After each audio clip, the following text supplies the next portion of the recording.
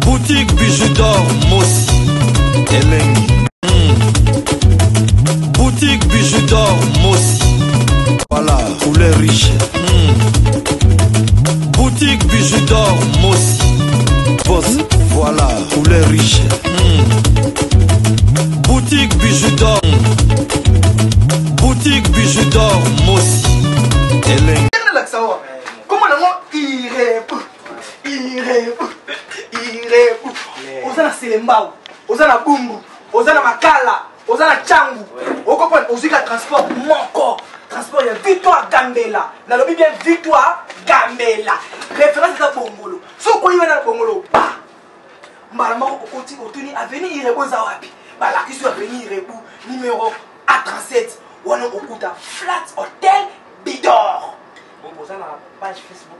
Eh, page Facebook, WhatsApp, Viber, Zander, Nini. Donc dis-toi tina Zander, tina Google, Bidor TV, na boutique, Bidor na chaîne, banini eza, na YouTube ezali. Oh, ala gérante na biso, ala gérant na biso. Numéro na biso à téléphone ezali, jamais kozanga.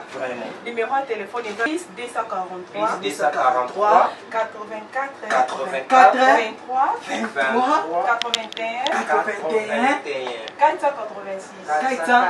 Soko bendi biso kozakisa na air nyonso parce que tozali libre na WhatsApp pe tozali. Bandila mosusu. Soki obengi biso okozakisa na air nyonso parce que WhatsApp pe tozali.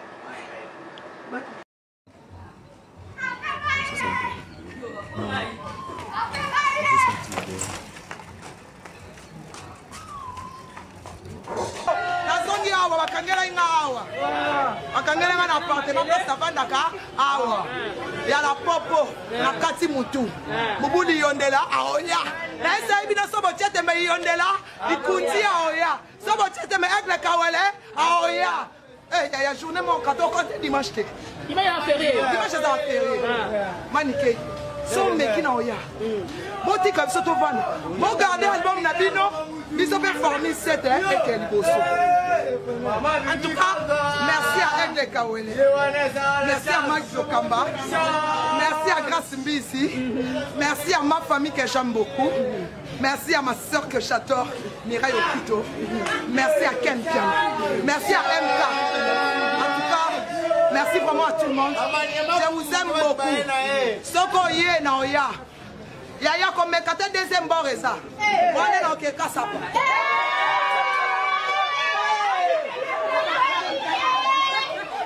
De John. Il y a la baille. Non, ne demande pas de ça, maman. Si tu veux ça, maman, c'est là. Il faut ça, là. On tient Itembe. Na Betty Bord. Na Sakotika, moi, on a Betty Bord. Bord et ça. So, Simi Press, la Betty Bord. On a un problème de la bibliothèque. Bon, tu dans l'album sur le terrain. Parmi ces, il y a la baille, il y a la pompe. Mouli, on est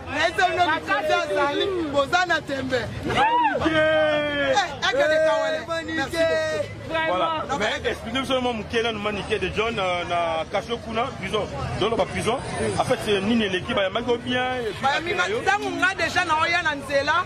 Dans on a Oya déjà Nanzela, consigne et pesa maki que non la Oya déjà. On va foutre dans la chambre, ma camion, c'est dans la commune de la mort dans la chambre. Na zuma ina sukoli. Baptiste na mna botana na obeta na bolo. Na kamwe. Aigle de Kawele. Ozali na poto za kolinga oya na Irebu 37 bis na commune ya Kalamu na quartier Matonge ndeko na ngai yeba pe wana ezalina maison de passage à Malonga aux normes étrangères. Cela veut dire ezalina climatiseur ya tongo, ezalina ba mbetu ba éponge ba conditions internationales. Kaka wana restaurant ya Kanda ezali oyo kolamba elubu ya poto ezali pe ya Afrique ezali ndeko na ngai kanga oyo ba ete kaka na Irebu 37 bis a ndeko na ngai kuna ezali na ba boutique ya kosakana te oyo ba chaussures babiloko ezali songolo pakala na katana kosakana te bilamba eza kutu ya koloba te ba veste ya Kanda Pe ba parfum oyo ya malonga na kat nango ba vin international ezali na ndenge kosakana te. Oui, appartement na biso oh mama Bijou Lobaka, appartement simple. Tous en a deux sortes, il y a appartement simple. Tous en appartement simple oh ezali ya $15 par jour. Tous en l'appartement simple oh ezali na $20 par jour. Mama Bijou soka koloba $20 ou loba €20, ça dépend ya pays ni oyo vandi parce que euro na dollar pour le moment ezakaka ndenge moko. Appartement na biso bozo mona mbetu ezali appartement oyo ezali appartement simple toza kozwa yango na ba séjour soko osala plus de 14 jours to kozwa yango na €20 par jour. Soko osala moins de 14 jours to kozwa yango na €25 par jour. Appartement na biso ezali na garde-robe na kati, ezali na télévision na kati, ezali na frigo na kati, ezali na cafetière na kati, ezali climatisé. Ezali na mbetu ya 2 personnes. Appartement na biso bozo mona ezali na douche debout ya kitoko, toilette na biso ezali propre.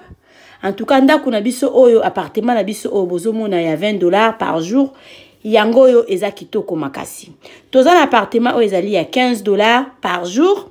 Yango pe ezali na biloko nyonso tu ndenge bomoni na kati, sauf que kuna eza na garde-robe te, kuna totia régal moko likolo oyo mutu akoki koya kotia ba valise na ye likolo. Contactez biso na appartement oyo bozomona bokozala jamais dessus. À part ba appartement simple, toza na appartement na biso oyo ezali chambre, salon, cuisine.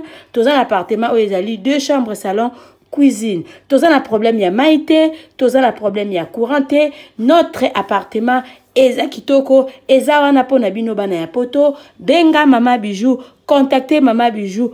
Okozala jamais desi. Ndako na biso ezali na sécurité assurée. Mama Bijou Lobaka ndako ya $15, zwa yango penza na valeur ya $15, kozwa yango na valeur ya ba 5 étoiles te. Benga ngai na pesaka toujours adresse na biso. Adresse na biso ezali na Matonge, eza na Makampante, eza na Gombete. So vous avez besoin ya ko vérifier ndako na yo avant benga Mama Bijou, avant ça osala à compte na Mama Bijou. Benga nga la pesa o numéro ya gérante na biso, kende visiter place na yo, yaka zongela Mama Bijou pona osala réservation na yo. Borozala jamais desi ndako na biso eza wana pona ba séjour na bino. Merci.